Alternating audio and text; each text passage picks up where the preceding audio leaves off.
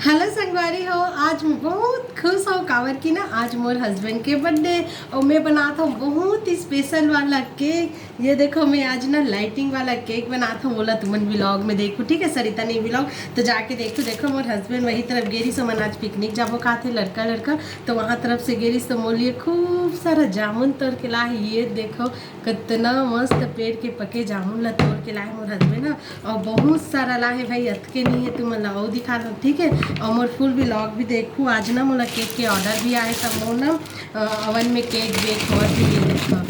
ओहो इतना खूबसूरत लगत ना, मैं क्या बताऊँ।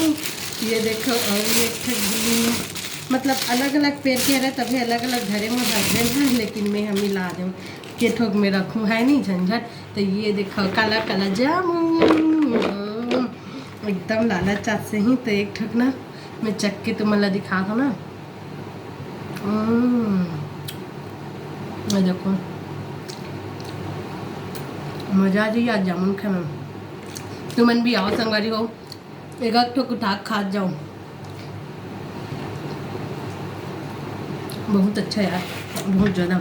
मतलब जामुन में ना थोड़ा गुलगुला वाला जामुन ना मीठा थे। तुम्हारा किसने मीठा थे बताओ ना, थोड़ा एकदम गुलगुला थे ना उसका टेस्ट एकदम अलग ही आते हैं। ये देखो ऐसे गुलगुला मुझे अच्छा लगता है। एक टेस्ट देख अलग है, एक अलग है, एक अलग है। तो अच्छा लगे तो इधर लाइक कर दो। बाय बाय संगवारी हो।